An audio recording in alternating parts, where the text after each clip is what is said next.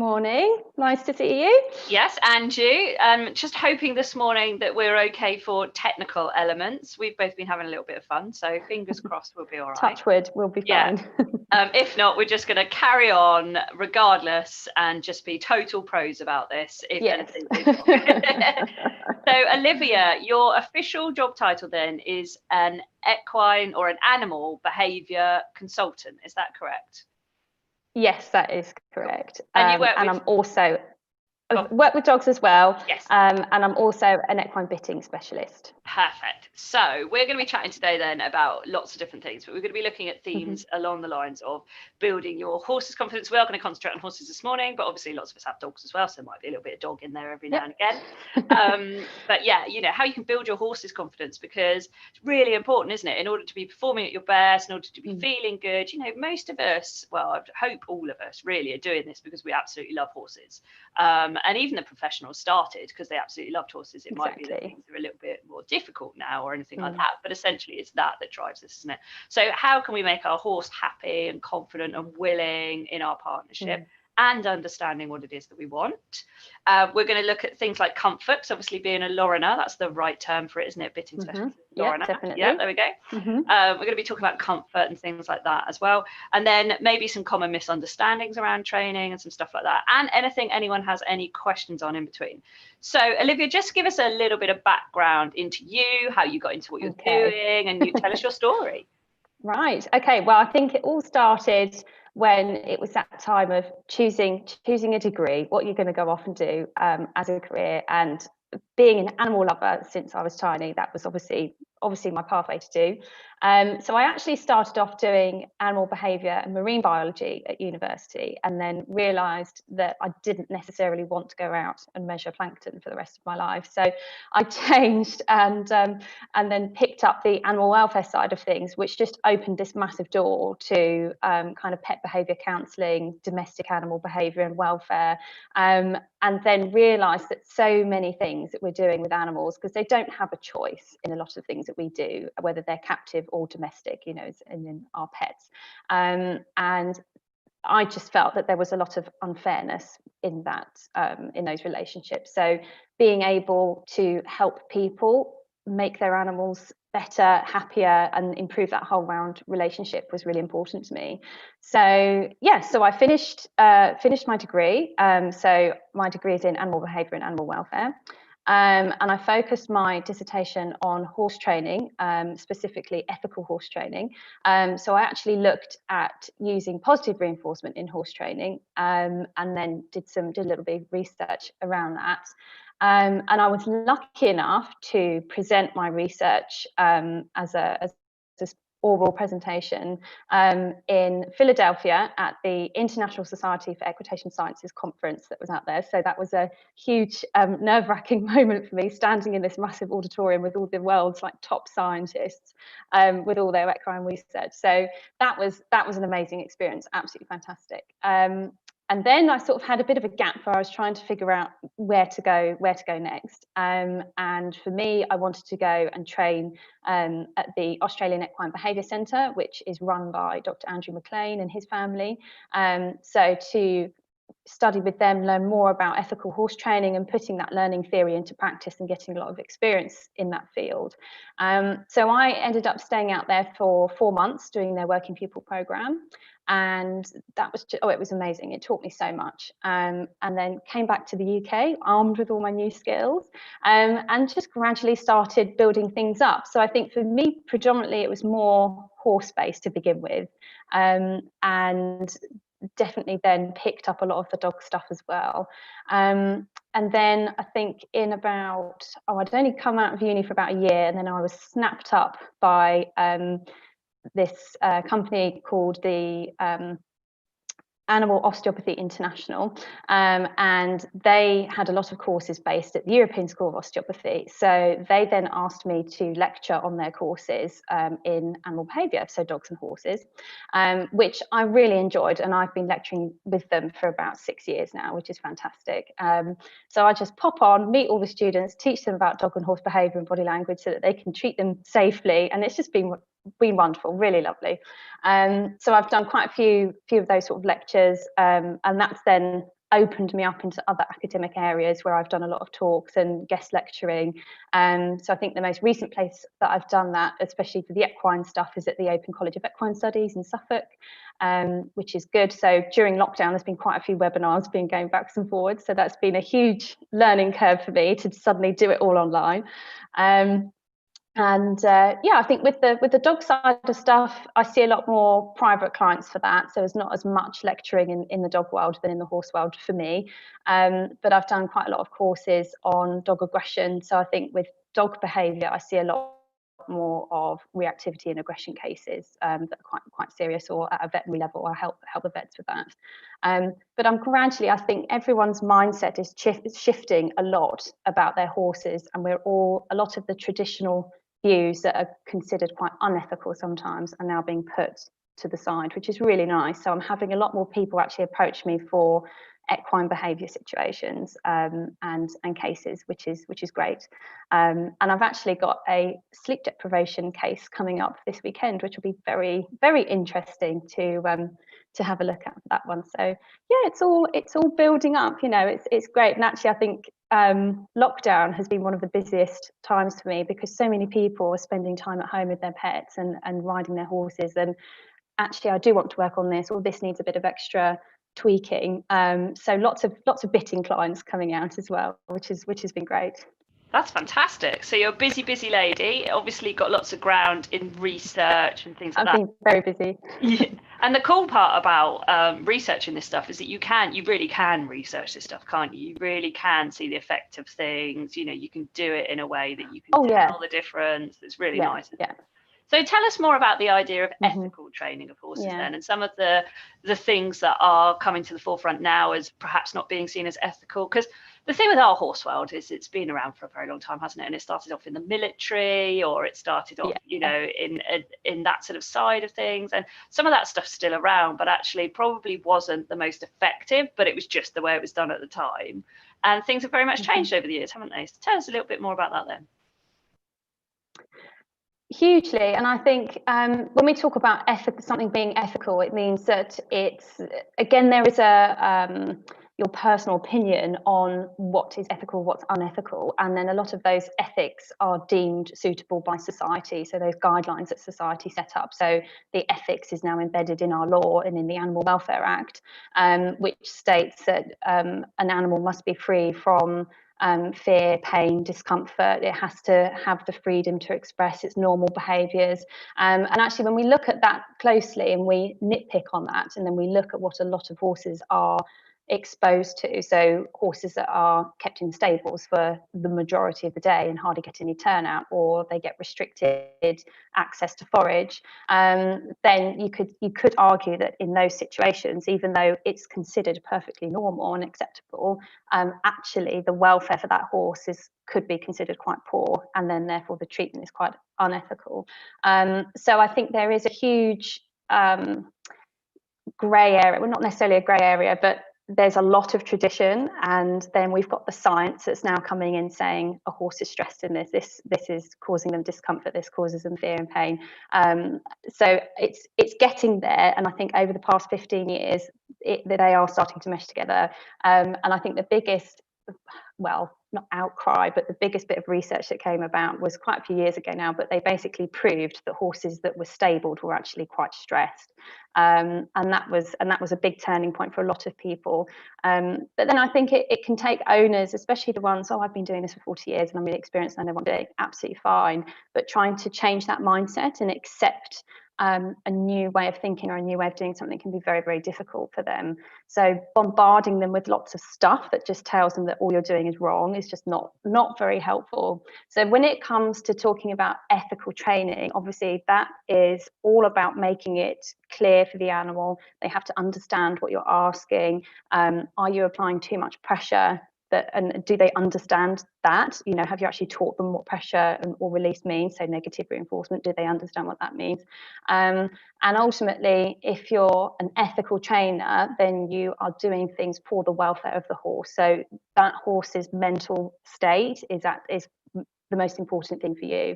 So I've seen trainers who claim that they are doing that, and yet I'm watching them stress a horse out, put it into a flight response, and it's just running around scared for 10 minutes. And eventually, yes, you get what you want, but for that horse, it was not an enjoyable, positive experience. So the memories that they're making of that and associating that with a person on the end of a long rope flicking it around isn't necessarily going to help them. And I think it's when people say ethical training, I think a lot of people go on the whole, it has to be positive reinforcement bandwagon, which is fine. And yes, that's the nicest way of training an animal. But it doesn't have to be always positive reinforcement. Negative reinforcement is fine if you're using it correctly. So just for the people that don't know what this language that is that you're using of positive reinforcement, negative reinforcement, adding things, taking things away, all that kind of stuff, tell us a little bit more about that. Okay, so this is what the science has kind of given to us, and we call it learning theory. So it basically describes how animals learn and take in new information. And it's exactly the same for us. We learn in exactly the same way. A fish will learn in exactly the same way. You can apply this to all kind of living organisms that can learn new things. So this is, and the science was done, the research was done on this to prove this is the best way to train an animal, that's the most ethical and the best for their welfare. So there are, if we consider operant conditioning now, which is where an animal will make a choice about something and it performs a behaviour to get something else. And there are considered 4 quadrants of operant conditioning, and 2 of these quadrants will increase the performance of a behaviour, and 2 of these quadrants will decrease the performance of a behaviour. So we've got reinforcement at the top to increase the performance of a behaviour, and we've got punishment at the bottom to decrease the performance of a behaviour. And there are 2 types of reinforcement. We've got positive reinforcement or negative reinforcement. And positive reinforcement just means giving something to the animal in order to increase the performance of a behaviour. So the horse stops and you give it a treat, that sort of situation. Negative reinforcement means you take something away to increase the performance of a behaviour. And this is, I think the wording of this is a bit confusing for a lot of people because it's the word negative and you think it's really bad. And the actual definition of this is the removal of an aversive stimulus to the horse. And aversive doesn't mean it has to be painful or horrible or nasty. It just has to be something that the horse wants to get rid of. So for example, your leg pressure, rein pressure, if you're using a whip, you're tapping it, so that's pressure, that's still something it wants to avoid. Even if you're waving a whip behind them, it's still something they want to avoid. So it's not a rewarding, positive stimulus, but it's not something that should hurt the animal or should scare the animal. So negative reinforcement, when you're riding your horse and you apply a backwards rein pressure to ask it to stop, the second that the horse stops, that's when you release that pressure. And it's the removal of the pressure or the aversive stimulus that teaches the horse what you want and is therefore increasing the performance of that behaviour in the future. So we've got positive reinforcement, negative reinforcement, all great. You can use them, it's not a problem. And I think people get very confused about the whole pressure and release situation with negative reinforcement because they just think it's either too nasty, or I've seen people say they're using it and actually you're stressing the horse out or you're causing it a lot of pain by hitting it too hard with the stick. And then we've got into the punishment side of things. So we've either got positive punishment or negative punishment.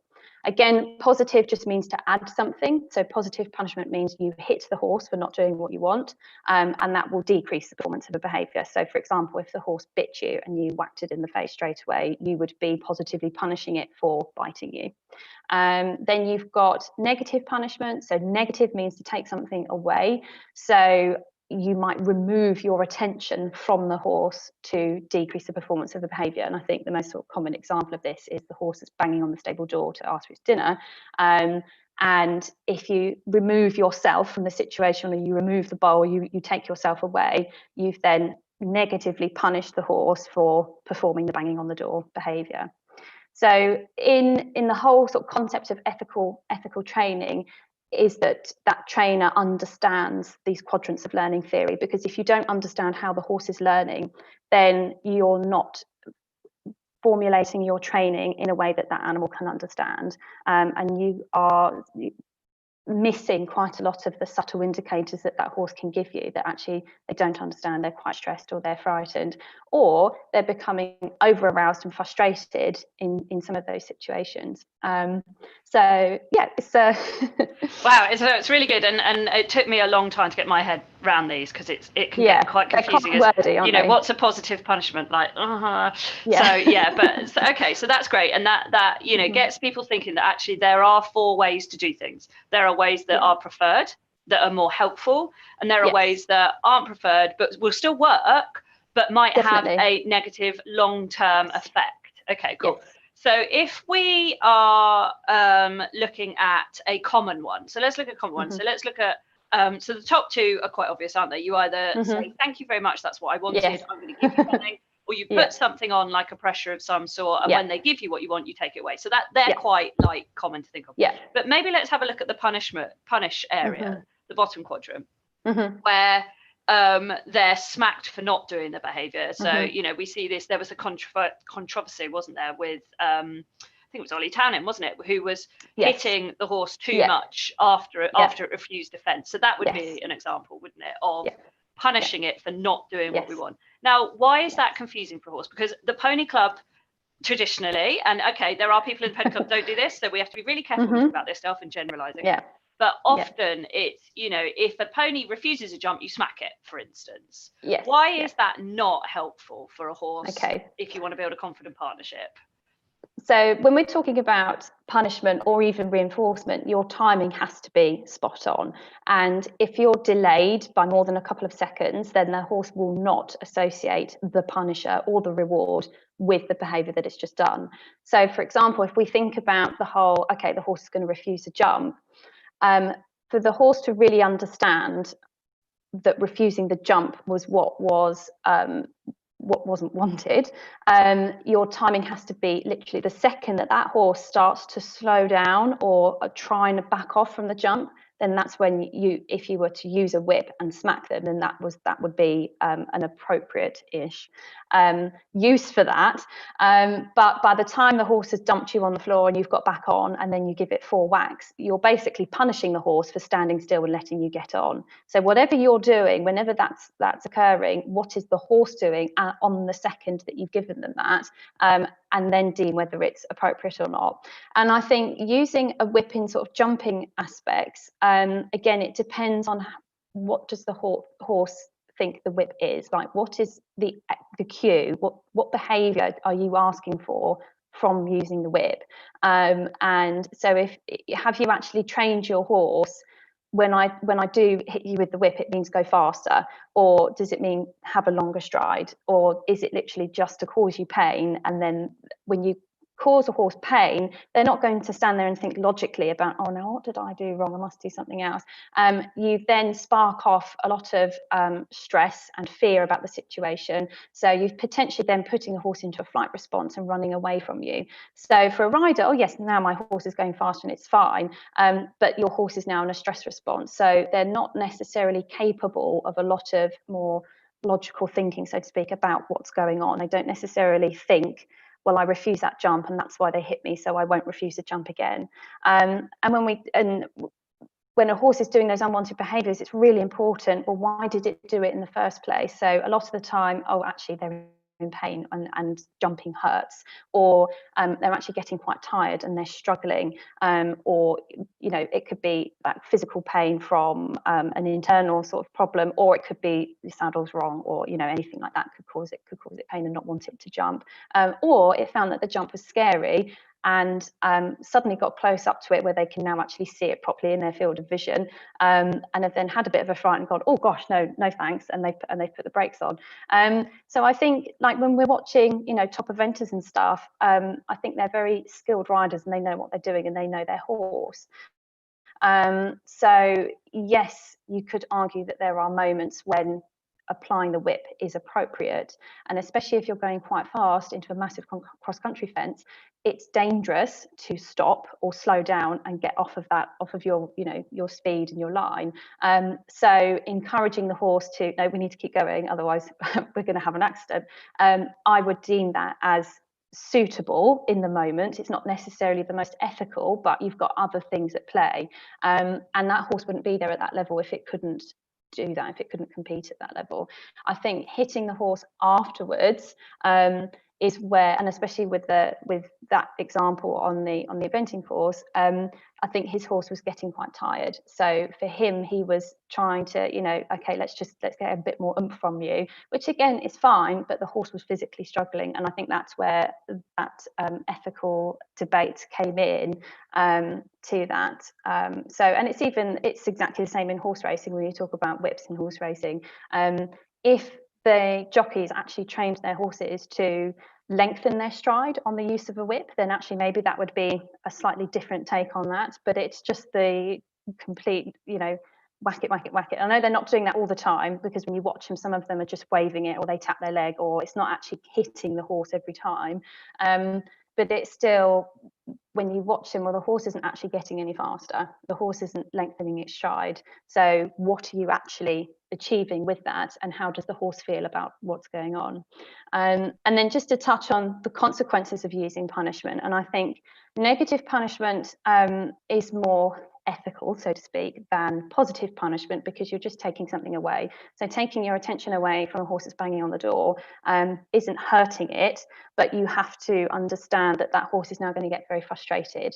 So again, it might take longer for the horse to learn that banging on the door means my dinner walks further away from me. And actually using a more reinforcement-based approach in that situation would probably work a bit quicker and would have longer lasting effects than the negative punishment. And then with positive punishment, obviously that's the huge kind of no-no on ethical training. But it does depend on what's happened to the horse before and what the horse has already learned. And I think if you've got a massive 18-hand horse and it's coming towards you and it's going to do something absolutely horrendous because that's what it's learned to do and it's running frightened, then instead of staying in that moment and thinking, well, I'll just beat the horse until it stops, let's go backwards and see what's actually happening earlier on for this horse in its interaction with a person and work there. So I do think in some moments when people are punishing a horse, they've hit it, then if their timing is right, then yes, technically you're using positive punishment correctly. But it's when people use it as an ongoing process, rather than looking at why the horse is doing it to begin with. Let's fix the root cause rather than this behavior that we're getting as an outcome of its stress or its fear. And if you're using punishment a lot, then the horse, every time it's interacting with a person, it's just associating you with things that are scary, things that are frightening, things that hurt. So its whole attitude about wanting to work and being sort of a willing partner, if you like, in that concept, in that training element, isn't going to be very, very nice for the horse. So yes, punishment works. That's why it exists. Punishment works on us. But then we can think about things in a very different way to animals. We've got those high level of cognitive abilities, whereas horses just don't. So that's where I see a lot of trainers who don't understand kind of the behavioural science side of things, and they don't read body language correctly, and they're waiting for a horse to do something that it's never going to be able to do because it doesn't have those abilities to understand those elements of human behaviour that we anthropomorphise and put that onto a horse. So you've just got this stressed horse running round and round that eventually just gives up and goes, oh, well, if I stand still, actually now you've left me alone, so I'll just do that. Or you've actually flooded the horse with a lot of scary things that it can't get away from. So then you run into the realms of learned helplessness, where the horse has learned nothing I do is going to work. So I'll just stand here and allow you to put all these things on me. On the surface, it looks like that was the best training in the world, but actually internally, and again, you can see it in the facial expression, it might only be very, very slight, but that horse is actually very stressed and it could be very frightened. So they work, but not necessarily for the right reasons that the trainer is aiming for. Okay, amazing. That covered so many things. I've got a million questions now. Okay, but so when we look at any behaviour, then what I'm hearing is we need to look at the context. So that's the most important thing. Why is the behaviour occurring is going to be the most important question there. What does that horse know or not know? What has it learned before? Does it actually understand what you're asking of it or don't want it to do? Is your timing right on whether you're telling it it's right or wrong in that moment? Yeah. You know, what else might be getting in the way of it? Is it actually able to learn in that moment, or is it in fear response? And all this stuff is just the same as human behavior. Well, it is, because we're animals essentially. Yeah. And it's exactly the same. So if we look into some things that, like, my clients, and in fact, a really great question, I think it's just come in for this, which probably is a really good one. Yeah. Okay. So something that I work on a lot with my clients, and at the same time, I just want to quickly talk about trauma here, which is when we talked about learned helplessness and we talked about flooding, that's a response to trauma in animals, isn't it? That's a response to, I can't do anything about this, so I'm going to freeze or shut down. And that same response happens in humans, and I'm working with this all the time with humans. Now we can go in and rewire the neurological link to trauma. I'm sure there's going to be a way one day. I want to find a way of doing this with animals, because it works so incredibly well in humans. But how do we get an animal to, like, you know, change the video in its head or whatever? I don't know. But we can, there must be a way.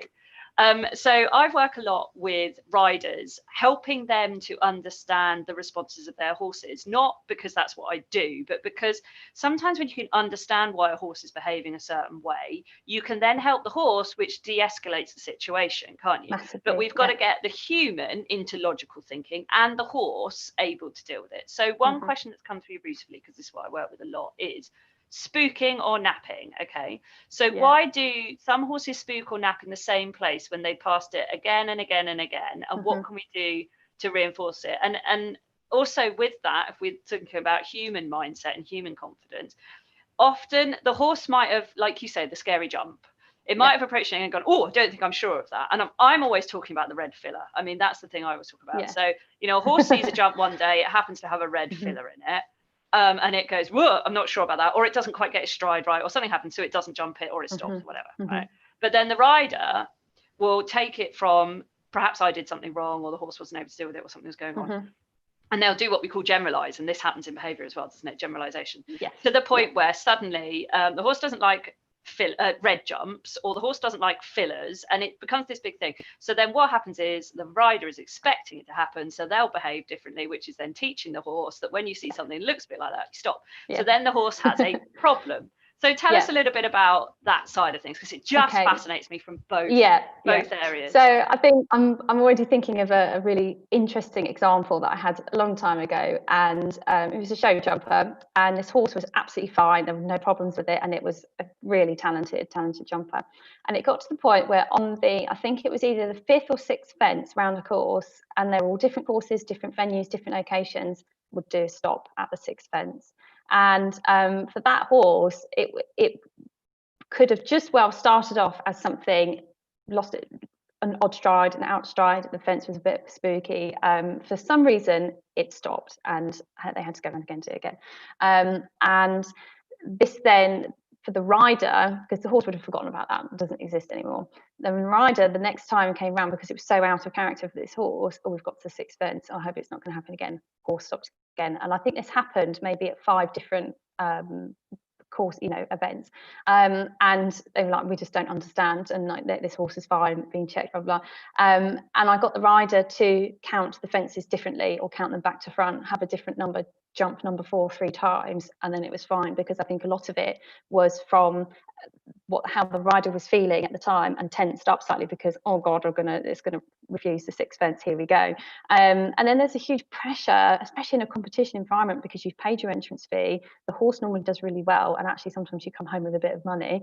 So it all piles on. So you've got the rider being a stressed ball of tension, and the horse can pick up on that so quickly. And I think this is the thing with horses, they don't communicate noises to other horses a lot of it is these very, very subtle body language indicators. So it's just the flick of one ear, or it's the blink of an eye, or it's just the lick of a lip, or the swish of a tail, you know. So it's so tiny, and they're very acutely aware of what others are doing around them, because that's what's so important to them. That is how they on an evolutionary term, that's how they've developed as really social animals, and that's how they survive. And if they shouted at each other the whole time, oh, there's a scary bush over there, or potentially there's a rabid dog that's going to eat us, well, they're all just going to get preyed upon the whole time because they're making too much noise. So it's all about being quiet.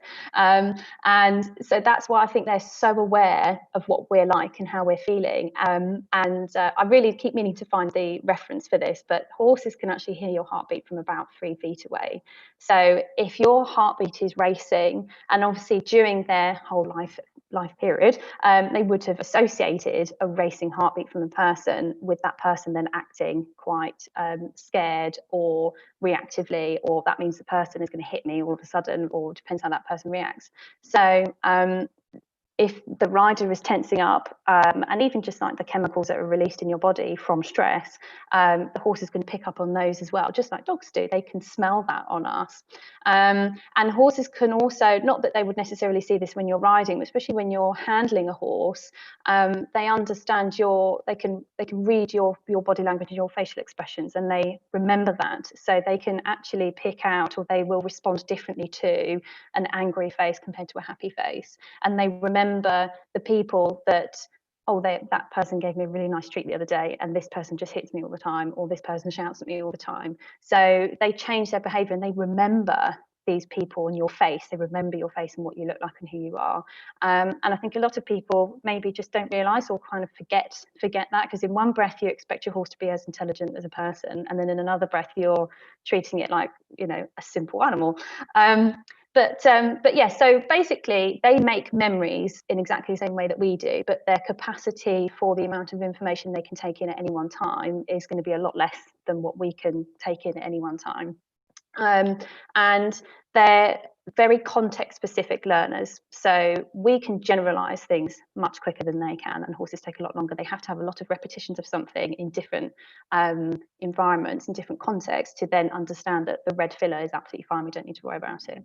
And interestingly, horses can't see red, it comes up as grey.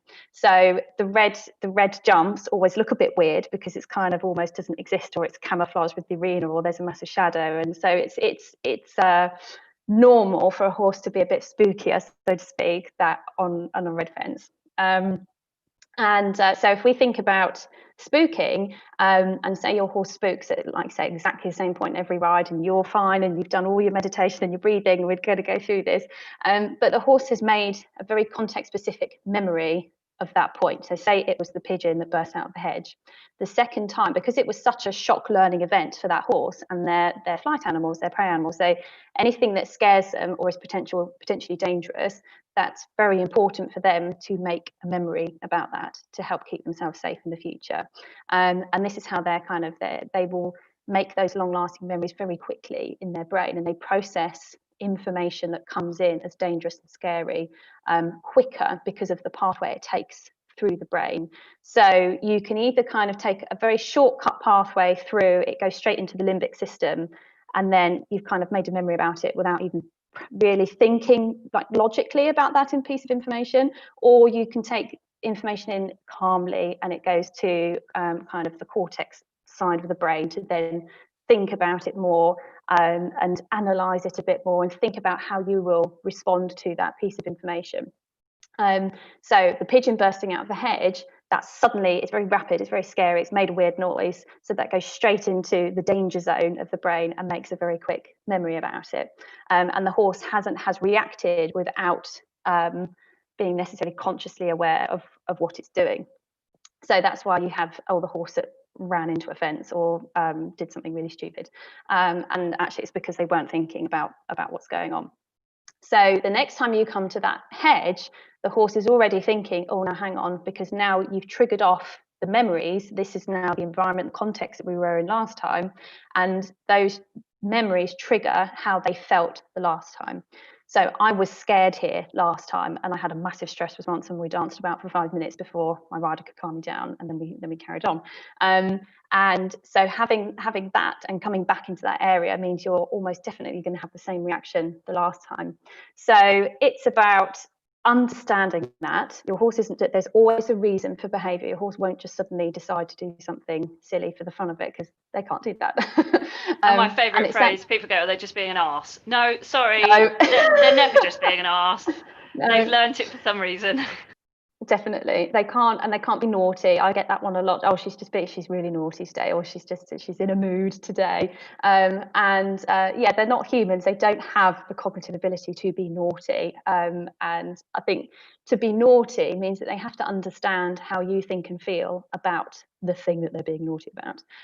So technically, they then have to have theory of mind, which is a whole other Q&A. Yeah, so for them to understand that, they have to have the cognitive abilities of us, which they don't have. So they cannot think, if I do this, it's going to piss you off, and why would they want to do that if they get punished for it anyway? So it doesn't make sense. So no, they're reacting out of strong emotions in the moment, and then I think if that's repeated quite a few times, so the first few times the horse spooks at the hedge because the pigeon flew out the first time, it's still genuinely responding to fear-based emotions at that time in that specific context. But after a while, it will become a learnt response to being in that situation, because as far as they're concerned, well, this keeps me safe every time and the pigeon doesn't fly out, so I've got to dance around so the pigeon doesn't fly out. So then you get this kind of habit, if you like, of being in this particular place, and then that's why you're finding, well, what the hell am I going to do about this, because there's no pigeon. And you could say, okay, well, let's have loads of fake pigeons and we'll just shoot them out of fences every now and again, but it's in completely different situations, completely different contexts as well. So you can desensitize a horse to pigeons jumping out of hedges, but you might not. So they might be able to cope better in that situation where they had the pigeon jump out the fence the first time, but you've still got to help them cope with being startled and then coming back down from that. So that's where, like, the desensitization work can come in handy, because you're teaching the horse how to cope with sudden things that are happening, and basically we're helping you have less of a flight response each time. And some of that is to do, okay, well, the quicker we can stop you from rushing forwards or spinning or turning, then we're not allowing you to fulfill that flight response. So we're not allowing you to escalate in that fear emotion, so to speak. But we have to be careful that we don't put too much pressure on that then stresses the animal out even more. Otherwise, you're not having a positive experience about it. So this is where having your basic responses in hand and under saddle down to a T is really helpful. Otherwise, if you don't have a horse that responds to your stop aid or your go aid or your turn, then in a stressful situation, you've got no chance that horse is actually going to listen to you. So it's working with sort of spooky issues like that, and it's understanding that, is it a strong fear-based emotion now, or is it now a learnt behaviour? And going back to that place and actually helping them relax in that area. So I'll say to people, okay, well, if you're riding, then just stand still and let them eat the hedge for a while, have a bit of a graze, just stand still and genuinely relax. And if they can't do that on a hack anyway, then, well, maybe we need to readdress the whole actually leaving the yard and relaxing. And I think, yeah. I was just going to add to that, the really common one that you must hear all the time as well is about, oh, we go out hacking and my horse spooks and it scares me. So what we've got in this situation, and this is why very often I will refer owners to someone like yourself to help the horse, because we've got this partnership here. And you can't rely on your horse to be confident for you if it's not confident in that situation. No. So what often happens when we're on a hack, let's talk about the pigeon in the hedge from a human perspective, how this creates a perfect storm, is that the pigeon jumps out, the horse spooks. But because the human has had a traumatic experience, it does whatever you call trauma, but an experience they would rather not repeat because of their horse behaving in whatever way it did. So that could be fight, flight, fidget, or freeze, any of those kind of things. Generally, we don't mind freeze, but we know normally that's a moment before it will then do one of the others, isn't it? Yes. So anyway, so because that's happened, they then go into their limbic response. They go into their fear response. So then we've got a horse and a human in non-logical fear response, haven't we? And often what happens is the human says, well, once my horse has calmed down, I'll be okay. And the bit that I work on is go, well, you can't expect that unless you're going to go and do that. So that's a good bit to go. We've got to get you to calm down. So I work in exactly the same way with the human, so that we can get the human response not being, because if we think about it, your horse has a negative reaction, a reaction we'd rather not have to a stimulus. And then you go, wah, wah, wah, wah, at it because you get angry and scared, and you why are you doing that? And you tighten up the reins and you roll it in the gob and you beat it and you do whatever, you smack it, you get annoyed, and then the horse goes, God, that thing flies out the hedge, and then you respond like that. It must be terrible. I'm getting out of there before you can go near the hedge. And then we start getting napping problems and issues because it goes, I don't even want to go near that thing. So it's the same for horse and human, isn't it? Like we've got to get both of them able to respond appropriately. So let's think about something like napping. How would napping come about then? So napping mainly is actually anxiety at leaving their place of safety. So for some horses, this is leaving the yard and leaving their friends behind, because again, it's not really normal or natural for a horse to go out by itself and be by itself.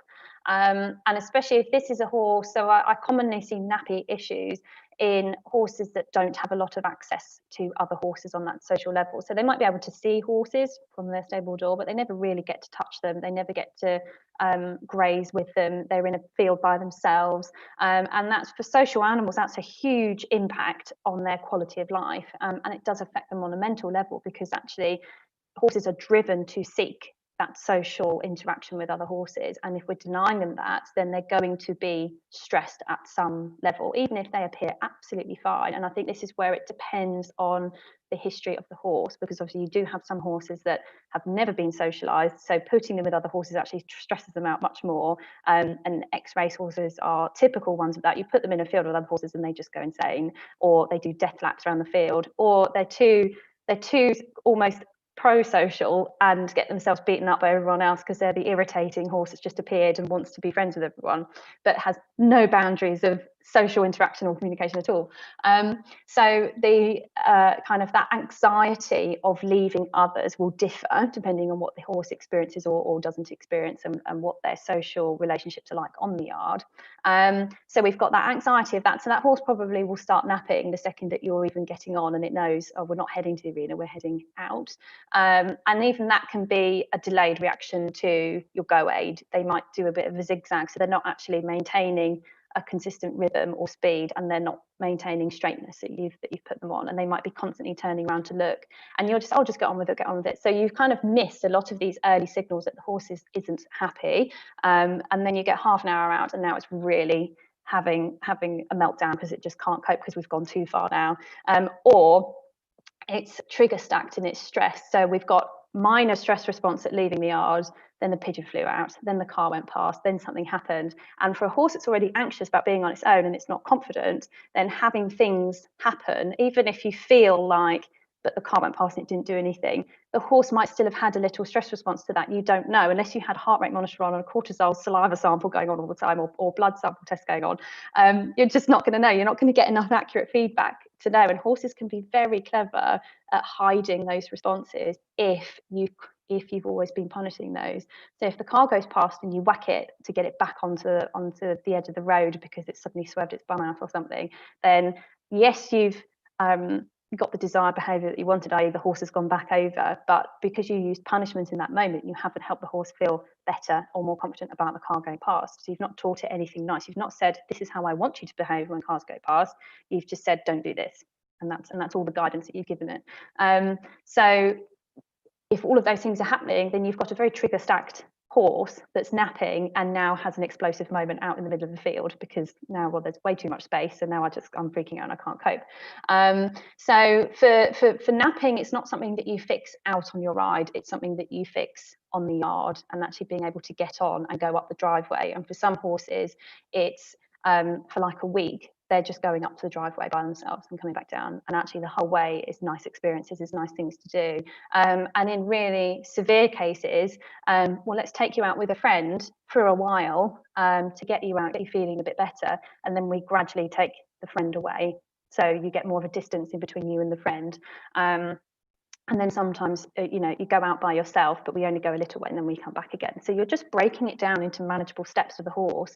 And I think, again, this is something that a lot of people don't consider, because like, no, just get on with it, just march out, you'll be absolutely fine. And I think if you've got a confident rider on that can just ride them through those situations, then yes, you don't have this huge meltdown. But you have to ask yourself, what has the horse really taken away from that? And actually, were they just bubbling away with all this anxiety and stress, but they just haven't reacted to that because they know that you're just going to either punish it or you're just going to ride it forwards anyway. So you're not necessarily beating it up, but you've just given it no other choice other than just to keep going. So yes, the horse is hacked out, but it's not necessarily in the most helpful set it up for success sort of situation for that individual. And I see this a lot with owners that have got a spooky, difficult horse and they sit to a trainer and the trainer gets on absolutely fine, but unless you work with the rider as well to help them feel confident. And I think, just like you say, understanding why the behaviour is happening in the first place and being able to read your horse correctly is huge for my clients, at actually feeling happier working with their horse. And they know, oh, there's a bag in that hedge over there, or I know that the dog comes up to this fence, so let's just slow it down, let's break it down, let's take it easy, let's wait here, wait for the dog to come up first, and then you can go past the dog, because now you haven't just shoved your horse in this situation where all of a sudden something comes up in its face. And then the rider feels much happier. And I think for some people this is how everyone else does it, so therefore I have to be the same. And actually accept your own limitations and accept where you're at in your abilities and work with that with yourself. Because you're right, if you get stressed, and I think it's difficult, especially when you've had a horse that's done something really, really awful and you have had a traumatic experience with that horse, you can't help but go into survival mode whenever the horse changes. So if the horse dumps its shoulder and spooks one way, you're instantly going to hold on with the reins, and you've lost your seat now, you've lost all your balance, and you're just hanging on before you can kind of compose yourself and get back down. But in that moment, like you say, you've just stopped it in the mouth, you've kicked it, you've shouted at it, you've whacked it. So the horse has gone from having a minor, even it might not have even been stressed in that moment, it's just that visual stimulus of something that's made it go, oh, I don't know what that was. And most of the time, if you sort of sat there with a long rein and was like, oh yeah, okay, that's fine, okay, off we go, then there hasn't been a negative consequence for the horse. There's been zero consequence, but now a nice positive one when it's, oh yeah, okay, I can calm down now, well done, we'll have a nice willow scratch and off we go. Have some cow party on the way around, have a nice treat. And that is a much more helpful way. And I think actually saying to some owners, it's okay to go slower, or it's okay to stop and stand still. And I know that's not always ideal for some horses, because making the stop can actually make them a bit more anxious, and sometimes keeping them moving is more appropriate. So this is where it's not a one rule fits all situation. It's what are the capabilities of the rider, what can the horse actually manage. And I think this is where a lot of people say to me, oh, well, would it be helpful if someone else hacked them out, for instance? And it's like, well, yes, if we look at it in you've both got a response that's not ideal at the moment. Yeah. If someone confident starts to hack them out, helps them become confident, does the right stuff with the horse, so the horse then starts to realize, actually, do you know what? I'm not going to always get a fear response when something happens. The person riding me isn't always going to be socking me in the mouth or getting unbalanced or shouting at me. So they can learn that then it's okay. Whilst I'm working with the rider to unwire their stuff, when we put the two back together, we've broken two patterns there. Because this is the other thing, isn't it? That in behaviour, there is always patterns, patterns. There's always a trigger, there's an action, there's a target to the pattern, and then an exit afterwards. And when we get in other people or other animals' patterns, we'll always operate off of that pattern. So the trigger happens and both of us have a response. Which creates something, and then we get into this cycle. And we need to break that. And sometimes someone like yourself can help us break it in the animal, and sometimes someone like myself needs to help break it in the human. But actually, if we can break it in both places, then that's really effective, because we're not getting the stimulus. Well, we get the stimulus, but we're not getting the response to the trigger from either side anymore. So we're all good. Which brings me on to just a little bit, if we can cover in the last few minutes of this. You're talking a lot about returning to competition, because a lot of people obviously now are. There's been a break from the environment of competition and all the things that brings. And a lot of people might have been doing stuff at home that they think, oh, this is going to help us at competition, that may find that actually when they go to competition, it hasn't made any difference because of the environmental element. So how do we start from an animal perspective? I've been talking about it a lot from a human perspective of treating some shows as training and all sorts of things, taking the pressure off that. How do we do that for a horse that we might have de-spooked them at home, we might have got them used to umbrellas at home, tannoys, rings, other horses, or we might not have at all. We might have been in a lovely little one person in the school bubble for the last few months or whatever, or just hacked or whatever we do. How do we help a horse now get back into competition of elements, which has got so many things to it, hasn't it? Yeah.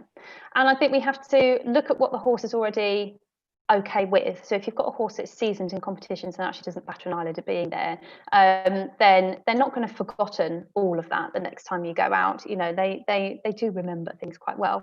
And I think when I've been to competitions and I've seen other riders and other horses that are there, and you've got the horse that can't stand still outside the lorry, you've got the horse beating the lorry up when it's standing, you know, because it can't cope with standing still on the lorry. And then you've got the horses that don't cope in the warm-up area. I mean, that's fine because it is quite stressful for a horse. You've got horses coming at you in all directions, and some riders are just awful in their etiquette in that area. And I'm watching my poor client, like their horse has got an issue with other horses coming too close, and we're just like, back off, leave us alone, leave us alone. That's stressful for the person, let alone the horse. And we need to identify, okay, well, what is it about the competition that your horse has a response to, rather than my horse isn't good at competitions. That doesn't exist. There will be something. So exactly, there is a trigger for those behaviours, and there might be multiple triggers, or there might be just one. And for some horses, you know, typical dressage runs, oh, it's the flowers in the or sort of decoration around the arena is a huge thing for this horse. So in that situation, okay, well, let's go to somewhere. Let's hire out the venue. Take your trainer with you, or even have a few friends to make it cheaper. Go together and just practice being in the arena, practice your dressage test, just do silly things, but actually make it an enjoyable experience for your horse. Because practicing flowers at home is all very well, but again, they're context specific. So you can't take it, will not. Learning flowers at home is fine, but learning flowers in an arena where they now can't go up and touch them, or they can't, you know, it's a completely different environment, because then there's all this other stuff that's now combined with flowers in a dressage arena, in a competition environment. And I think they do have, the horses will have a tougher time if you've got a stressed out person that's worrying about that. And again, we've got the pressure of, I've paid a lot of money to be here, I've just travelled an hour, it was difficult to get on the lorry. All of these things just add on to it. And sometimes I've said to people, okay, you know what, I know that you're capable of going to a competition and you don't care. You know, you're not worried about your horse's behaviour, but your horse isn't coping. So actually, you need to go to a competition. Don't pay an entry fee. Just turn up in the car park because you can. Turn up in the car park, have a walk round, go home. Take it for a little hack round the, you know, location. Fine. Go and walk into the warm-up arena, because I don't think anyone really checks. So go there, have a ride round, and then come home. You see my face then, only because an event organiser will be like, no, you can't do that. I mean, obviously at the moment we're going to have to be a bit careful as to what you can do, so you need to get permissions and things like that. But the concept of it is definitely there, though, isn't it? It's going there and practicing, but taking the pressure off of yourself that you're there to compete. And sometimes if you go to like an unaffiliated show or something, it doesn't cost a lot of money, and they're not going to go on your record, or it's not, you know, use it as a training situation, because you've got people, you've got other horses, you've got other, you know, the staff walking around, you've got people calling out names, you've got the tannoy going, and that in itself can be quite, it's the atmosphere as well, and I think that's harder when it's things that we can't really see, but you can feel the buzz. And again, the horse will pick up on that as well, because you've got other horses going around that might be quite stressed, or might be quite you know, overstimulated in those environments. And when the horse is overstimulated with too many things going on, they might not necessarily be frightened of all these things, but it's too much information to take in, and they can't cope with that. So then you get a reactive horse, but it's not necessarily because they're petrified of everything. It's just too much going on. So break it down, pinpoint what it is that your horse isn't confident with at a show. And if it starts with being on the lorry, then you need to practice being on the lorry and standing still on the lorry. Can you actually leave your horse tied up with the ramp down and leave it there and it stands still, or does it bash the floor after 5 minutes? Well, that's what we need to work on. We need to teach you to be able to stand still and relax on the lorry, because if your horse isn't relaxed, you haven't even brought it out, tacked it up yet. So you're setting it up to have a bad day, basically. And I think some riders like having a more fiery, reactive horse, because when we're in a state of acute stress, so stress that lasts for like a couple of minutes, technically the body can perform better in some senses, and there's some research on show jumping which has proved this to some extent, but then on a mental level, then we have to ask, well, why is the horse stressed to begin with, and is it just excited and let's do stuff? That's kind of okay for me. But if it's stressed because actually this is too much for me, I'm quite like in a negative state of emotional stress, then yeah, we need to readdress that and make it feel better. Okay, so just really quickly to ask you on that one. God, we could talk about this for hours, couldn't we? I think we might need to do a joint course. We might need to do another one. Yes, definitely. There's definitely so many parallels here. It's crazy. Massively, yeah. But let's talk about the idea of a horse being excited and stressed. And I know I keep talking about jumping, but I see a lot more of this stuff in jumping and dressage just because of the acute stress levels for both. Definitely. It's slightly more dangerous, potentially. You've got to be going faster. Things happen quicker, that kind of thing. Yes. So let's look at a pony, for instance, or a horse. One of the misconceptions is that when they're really pulling and they're going for it, that they go, oh, my pony loves it. And I often look and I think, that's not a pony that's loving it. That's a really, really stressed out pony. Like you've had to bit it up like crazy. You can't actually stop it. You've got to pull it round the corners because it's not really listening. Like how can we start to educate people on the difference between an excited horse and a stressed horse without the anthropomorphization as well, which is really difficult, which the technical term is anthropomorphization. I love the word. What if people are like, what are they on about? Never heard of that word. What would you say that is? I'm probably better off asking you today. Okay, so it's basically putting human emotions and mindsets, feelings onto an animal that doesn't have the cognitive abilities to feel those or to experience those. So saying that the horse is guilty is completely scientifically incorrect, because they cannot experience the feeling or emotion or mindset of feeling guilty. Now that's just to say that science hasn't proven that, so we'll just put that out there for everyone, but this is the point of being evidence-based. We're using the evidence that science has taught us that this is how they think and feel, and so it's not to say that they can't feel jealousy, because jealousy has been proved in dogs, but it's only in very specific situations, and I did have someone say to me the other day, oh, my horse protects me from other horses in the field, and I was kind of like, I don't think she is. I think she's protecting you as a resource, so she's technically resource guarding you from the other horses, and that was what's really going on. So there's always a more simple explanation for what's really happening. So when we say the horse is naughty, well, actually it's because it's in pain, or it's frightened, or it's just learnt. It was originally, and now it's learnt this behaviour. And like you say, when there's a trigger and there's a behaviour and there's a consequence, in behavioural science we call it the ABCs. So you've got kind of the thing that happens first, so the antecedent, if you like, of the behaviour, so the trigger for the behaviour. Then you've got the behaviour itself, and then you've got the consequence. So what does the animal get out of doing that behaviour? So even if you think, oh, well, the horse is rearing and going mad, well, what does the horse get? Well, actually, when it rears up, it gets a complete release in brain pressure, so there's no bit pressure anymore, and it's managing to avoid or begin its flight response from something that happened. And even if that is pain or a fearful stimulus that it's seen, in that split second, it worked for that horse. So it's just been rewarded for rearing, basically. And it's when we start to break that down, again, that helps owners realize what's really happening. And then when you can identify the trigger, well, now it's never going to happen again if you never encounter the trigger. But it's all about teaching the horse and rider to cope, to manage, to retrain the behaviors surrounding that trigger. Cool. Okay, so how can we tell the difference then, if we take a pony that's show jumping, between one that's super excited and really wants to do it, and one that actually is running through the bridle, or is in a fear response, or has realised that stopping's not going to work? Or in fact, the other day I saw one that was very interesting. It's clearly not very happy little pony. They've had to put it in its Dutch gag, because that's it's suddenly become really excited to be able to do it. But actually it refused to go in the school the other day. It just stood there and planted, and it was like, I'm having to bite my tongue, because I'm thinking, I know exactly why your pony won't go in the school, and I know exactly why it's now in a Dutch gag. Please don't tell me it's excited. It must be something else. So tell me why that might be. And I think this is where when you know the subtle differences and you know what you're looking at in terms of body language, then a horse cannot lie. It just doesn't exist with them. They do not have the abilities to lie.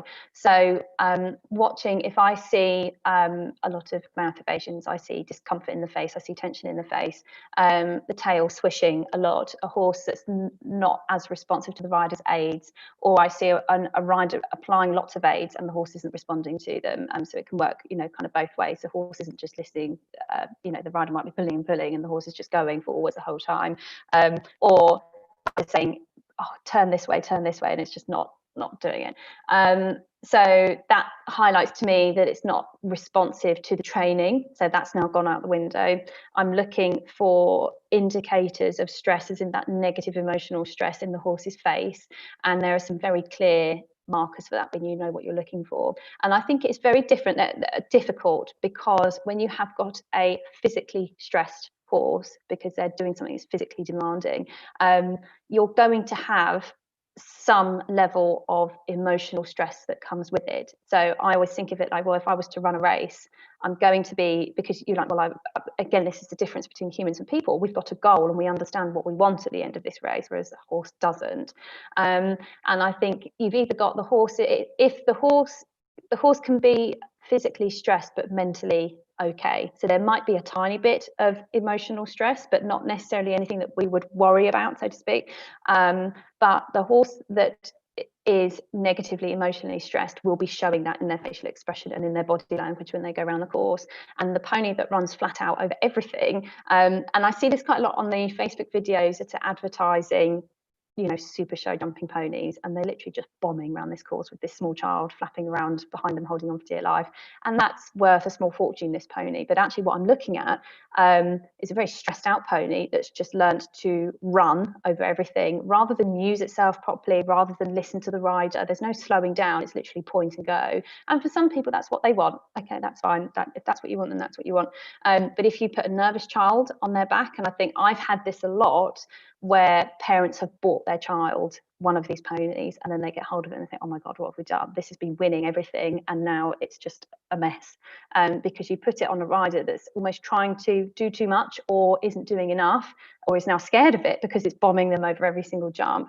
And now it's a question of, now we're unpicking this emotional mess from this little pony that has been put in bits that are too severe, when really you could have just retrained the responses properly. And I mean, I will say, talking about those sorts of bits, I think for some people and for some horses in some situations, then yes, having a bit that's got more of a lever action and then potentially applying more pressure, especially to the pole, is going to help you. But again, it all depends, because it's still negative reinforcement. So if your timing is correct and you're not actually using it as a positive punisher, then I think it's fine and it will help you, because sometimes hauling on a snaffle is going to be more painful and upsetting for a horse than just asking fractionally in a lever action bit. So you can be kinder in those bits, but it all depends on how you're using it.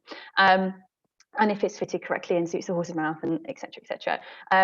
But yes, I think if you're watching a horse go round and it's performing well, it might be physically stressed, but it will not be showing any discomfort, any fear, any stress, as in the negative emotional stress in its face or its body. It will be relaxed to as much as relaxed can be when we're jumping around a 1 meter 20 or whatever.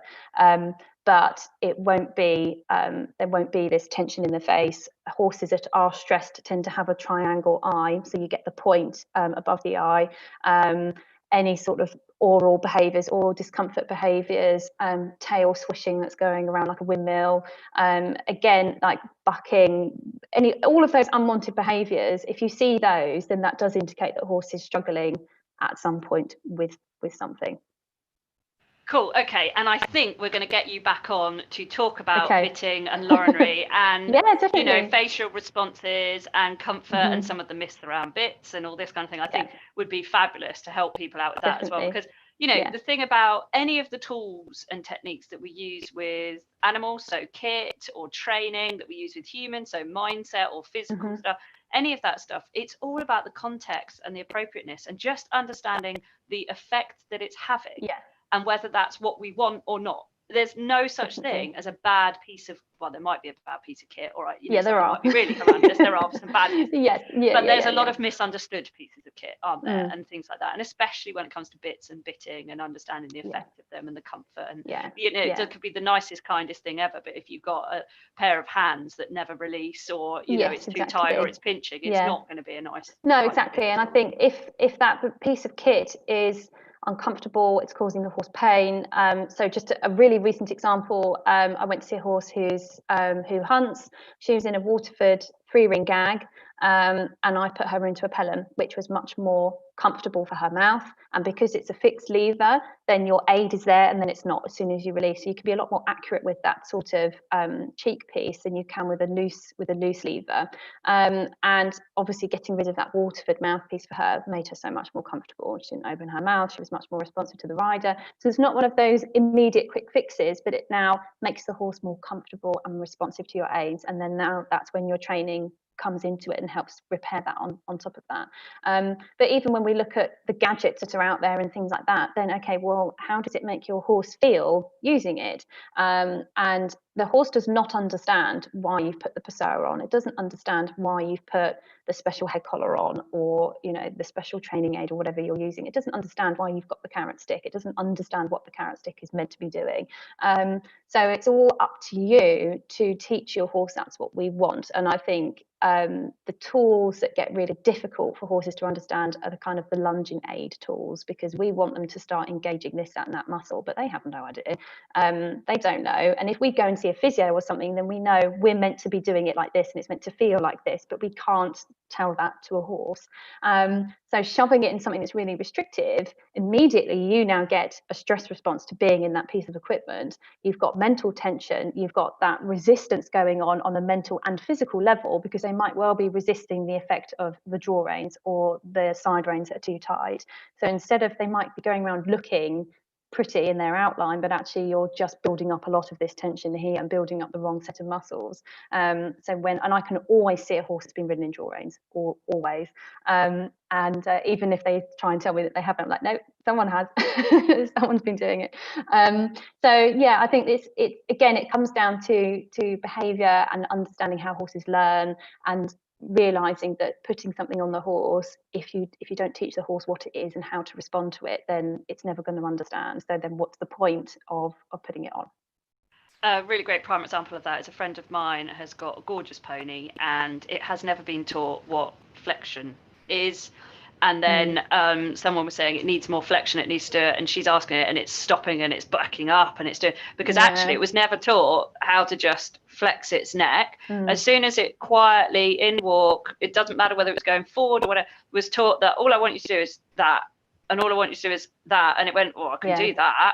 But all the other time that it didn't understand it was getting frustrated and annoyed. Now it gets, hang on a minute, that's what it is. Now purely because there was a gap in the training. That's all there was. The person before never taught it, the trainer that they had never taught it, and now they're being told you need this, and they're like, Pony doesn't understand what that is. So he's showing me every other single reaction to it, because actually it doesn't know what I want it to do. So I think there's so many great examples, aren't there, of how it's just purely like shouting in French, isn't it? We do this a lot, don't we? Just shout louder in a foreign language and suddenly they're going to understand it. And we've got to, that's how I kind of think of it sometimes, is we've got to think, definitely, are we just shouting louder? Exactly. Cool. Okay, so we're definitely going to get you back on, I think, to talk about bits and bitting and comfort, more about that kind of stuff as well. If people want to get hold of you, I know there was a question that came up about lunging and spooking and things, but maybe they can ask that directly to you. I think we kind of answered it as well anyway, but it's very individual case as well, isn't it? I mean, some people, I get this a lot. People say, how can I deal with this? And it's like, well, actually, it depends on how you've got to the point you're at. There's not like a one size fits all. If it was that simple, we'd all just be doing it, wouldn't we? Yeah, exactly. But I think if anyone wants to ask a question, they can either get in touch with me directly via my Facebook page, or if they comment under this video on your page, then I can jump in and answer some questions on there, and then everyone else can see the question and the answer, which might be quite helpful. Yeah, that would definitely be quite helpful. So your Facebook page is Olivia Turner, Animal Behavioural Consultant, and Fitting specialist. Quite Is a that the long one, isn't it? Yeah. I'll I think tag it. it's if you do the @ symbol and then Olivia Turner ABC, I shortened it. So that's a quick way to find me. I don't think there are many other Olivia Turner animal behaviour consultants out there, so it shouldn't be too difficult. Super. So if they're listening in on the podcast and they want to get in touch with you, and your website is www.oliviaturnерabc.co.uk. Super. Great. So it's all about the ABCs. That's brilliant. There we go. It is, yeah. Thank you so much for Excellent. everything, and everyone's saying thank you so much. You know, people saying this is brilliant, it makes so much sense, you know, and all that sort of thing. So and we'll set up a clinic. Yeah, I think we absolutely need to. I think it'd be really key to do that. So we will collaborate in the background, guys. Listen out for what we're going to be doing together. Then that would be great. And watch this space. So thank you so much, Olivia, and we'll catch you soon. Bye.